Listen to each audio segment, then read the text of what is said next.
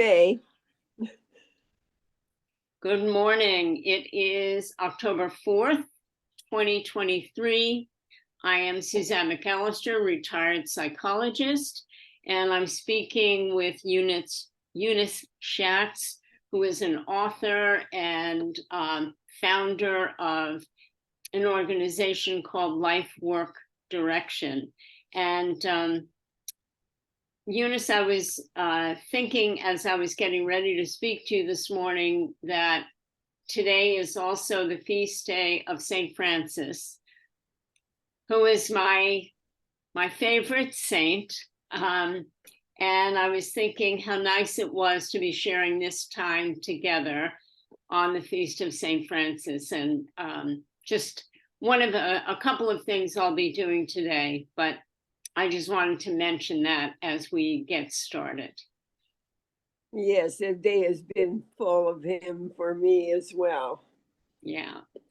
So since you and I, it's been a couple of weeks since we had a chance to talk, and I'm really glad that we're doing another conversation. And so we've gone back and forth about a few things that you might want to talk about. And just this morning, you said, I moved on to think more specifically about aging as a process, remembering how aging takes place many times and ways through specific examples. And then you said, I can think how that relates to privacy. And you went on from there.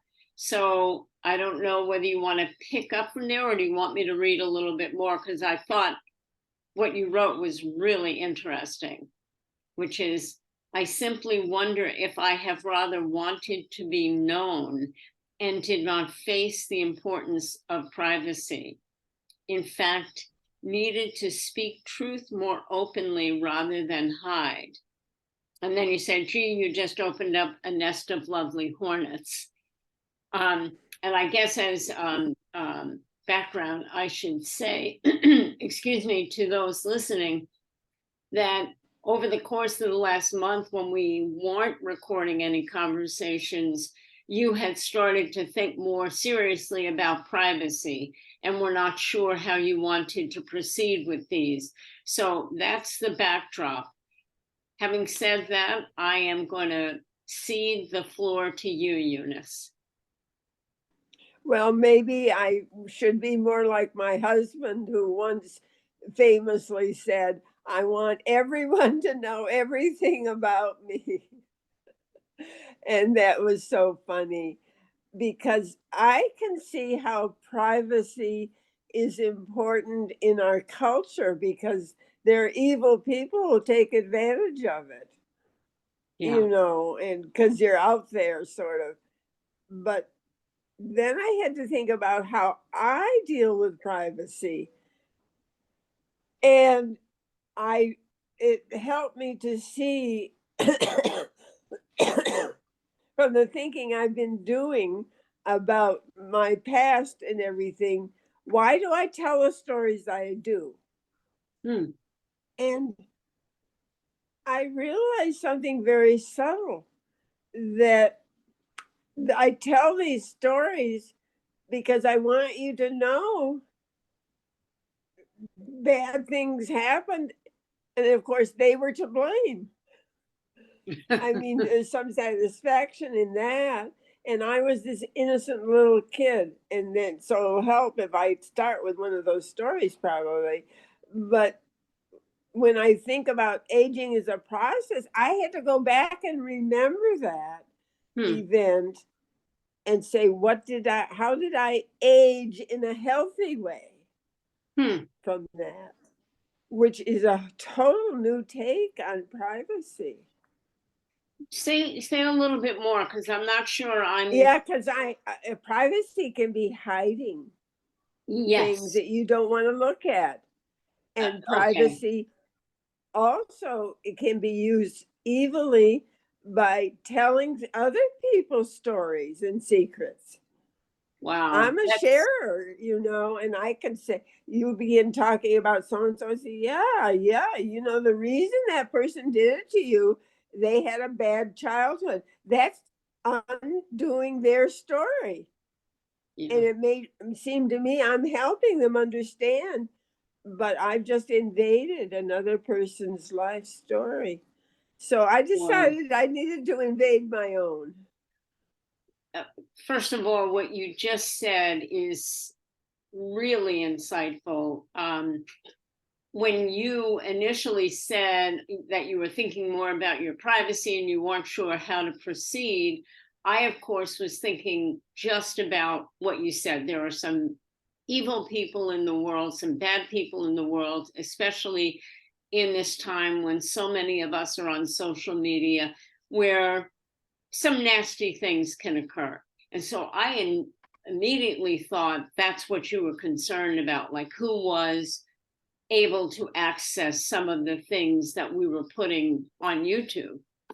But what you You're just right. said is so interesting that, am I sometimes being private because I want to hide myself from maybe other people's judgment, or at least that's what I picked up from what you just said, a different form of privacy. That's why our conversation is so important. You go right to the core, and you just did, Let me tell the story that to me is the story because Please. it's so young and so simple and so clear. I I went to a country school where there were 4 grades in one room. And my second year there, they elevated me to 3rd grade because I was pretty smart. And since there's 4 grades in one room, they just pushed me to the third thing. And I went home and told my mother about my teacher. I says, when I grow up, I want to be a teacher, and my name is going to be Miss Brown. I loved my teacher. And sometime later, one day, there was a little boy in our class who was kind of deficit. He didn't have it all together, and people made fun of him, and I felt sorry for him. And he was coming up the aisle beside me, in front of me. And the girl in front of me swore at him. And I was so shocked. The teacher came right over, looked at me, and said, "Go out to the hall. You swore at Richard." And I protested, and I said, "It wasn't me. She wouldn't have anything of it. She was," and out I went. And there I picture myself, I'm sitting, there's all these galoshes and things like that, and I'm burying my face in that. I was crying. I didn't know any swear words. She told me I swore at him. My father was a minister. As young as I was, that didn't make sense to me, that she'd accuse me of swearing. I didn't know how to swear. Well, Okay, so I'm out there. And then she didn't take your word for it when you said it wasn't me. And she just, Yeah, absolutely. not only did you swear, but now you're trying to get out of something that she's convinced you did, which you know you didn't do. Yeah, she had to hold on to her thing, But then I stayed out there, and then the kids went out for recess, as they always did. And then in that school, you stand up at the end of recess in straight lines, according to your grade. And then they let you come in. And so I saw them all filing up, and I thought, well, I should do that. It's time it's the end of recess. I missed recess, but I should go stand up. So I went out to the end of one line. She spotted me, and she just get back in there. So it was a sort of a double thing. I went home and told my mother, but here's the thing. She said, maybe it was because in your first grade year, you had 2 accidents and had to be driven home. Hmm. So she explained the person's deed. But now I'm going back into that in a different way and say, what did I learn from that? How was I at that age? How was I aged in a Mm. healthy way? What came from that? And I think that I remembered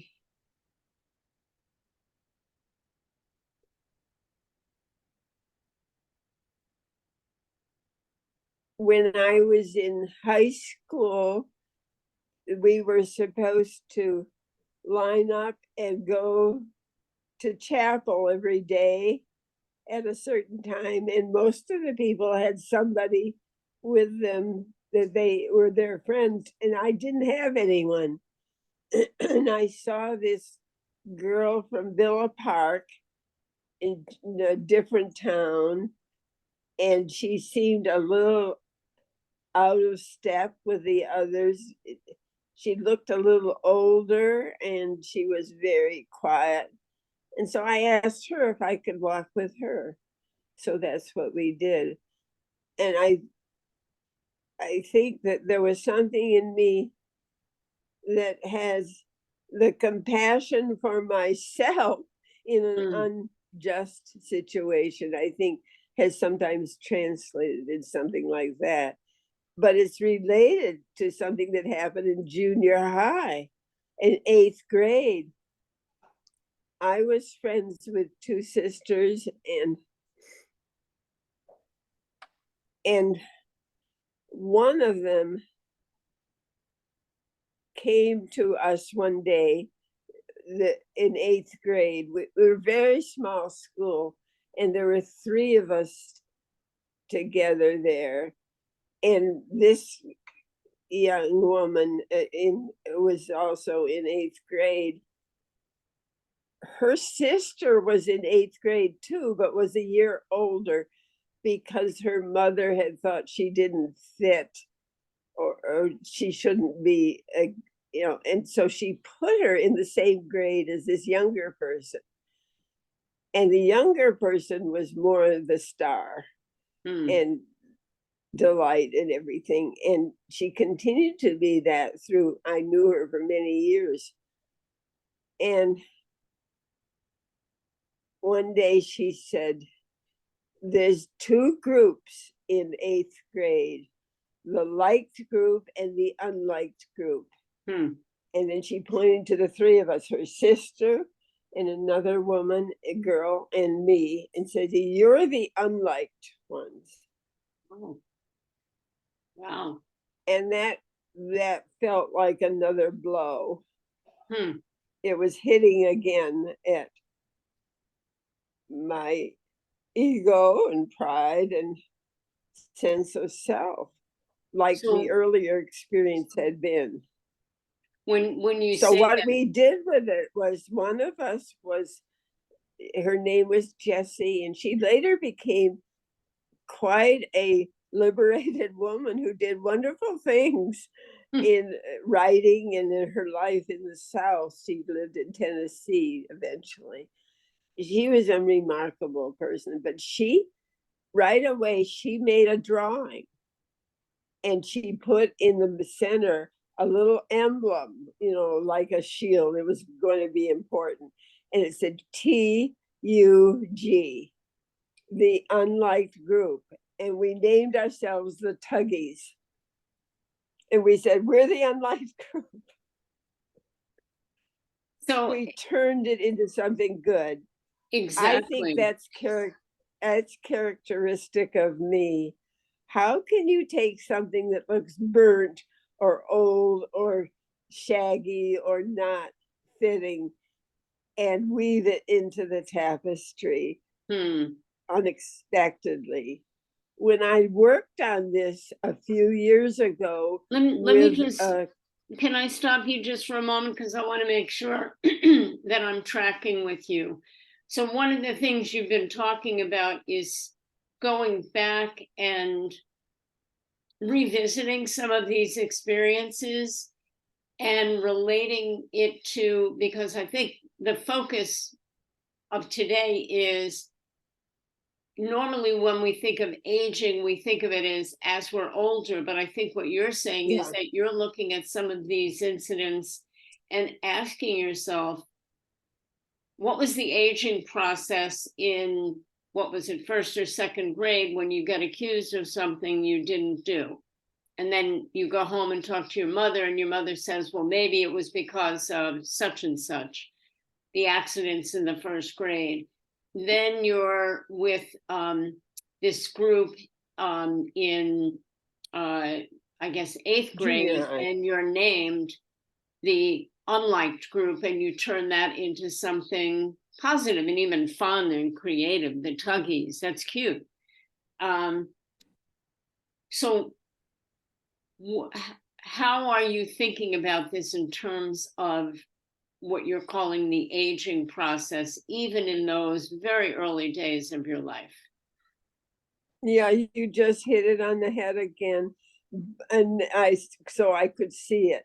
In both cases, I had to turn it into either a reasonable explanation, which would elicit some compassion, or into something creative, whereby I could use that almost as a gift. And turn my face in a different direction.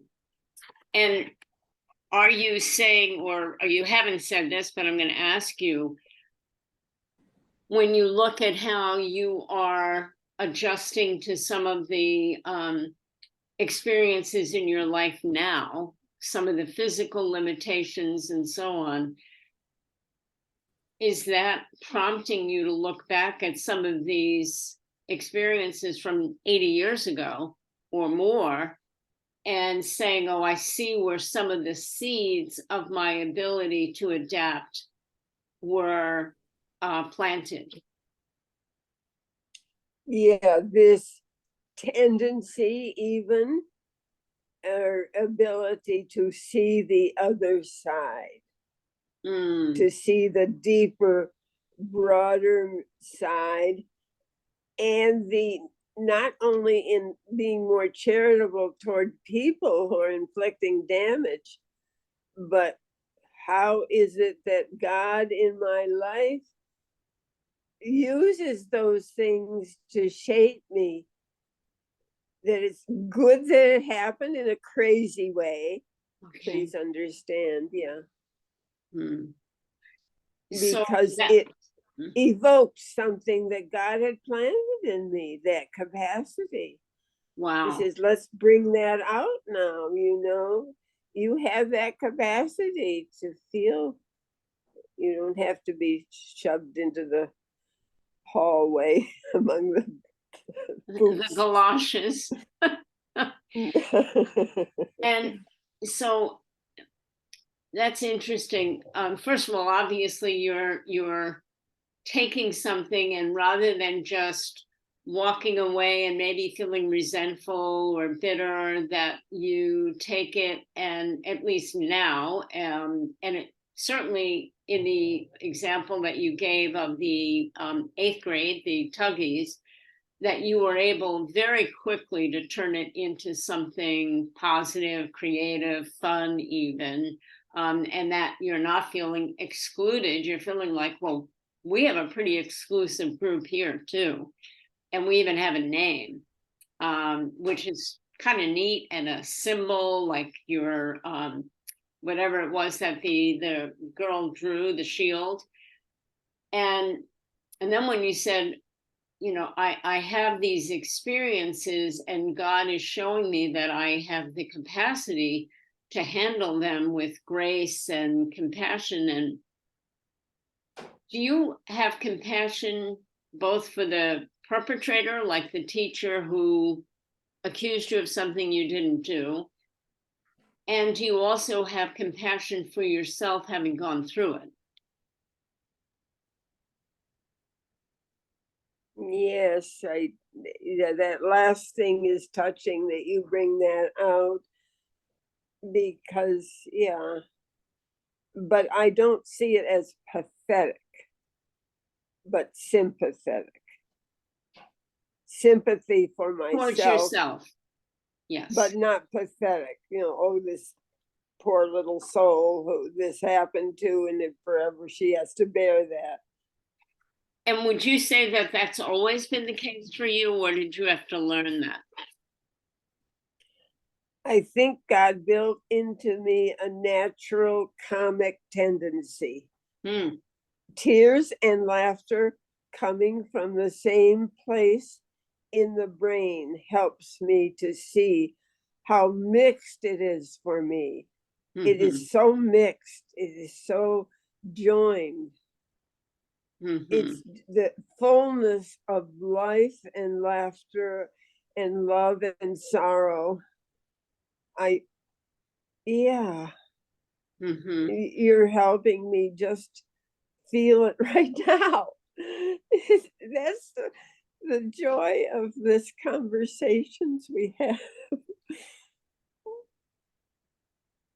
It's wonderful for me, and obviously I wasn't there in that schoolroom, but you paint a picture where I can start to picture, the one room with 4 classes, and I guess I'm thinking like Anne of Green Gables or something of that era, and then you're out in the hall, and there's a certain nostalgia for me. I didn't grow up in that era, but an innocence, picturing the galoshes and kids trudging through the snow to get to the school and so on.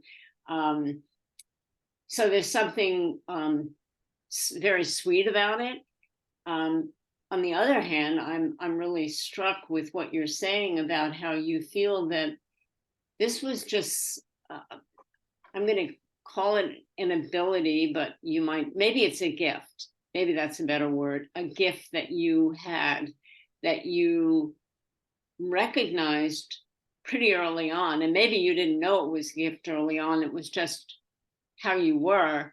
But I'm sure over your lifetime, you've met many people who don't have that gift and who instead do feel sorry for themselves, or are not able to step back and look at it the way you have been able to look at it, which is, no, this is God's way of kind of poking me and saying, you're up for this, Eunice. Come on. You can do this. As usual, it points me to my origins. My father was born, at his birth, a doctor slept. He was alcoholic and dropped an instrument, and so one eye was damaged. So he lived his life as legally blind. His right eye was okay. His left eye, he could only see out of half, and he tells the story of his childhood when he fell down. He started crying once. He couldn't see very well. And his father was standing nearby, and his father says, "Come here, I'll pick you up." And he knew what that meant. Don't just sit there crying. Try, and then you'll be picked up. And telling me that story, I think that's the story that I was born into. Wow. It so moves me when you tell me that.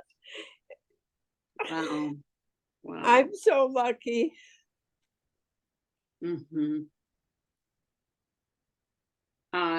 That's an amazing story, and I can see this lineage from your grandfather. Yes, the lineage. Yeah, thank you. Yes. And that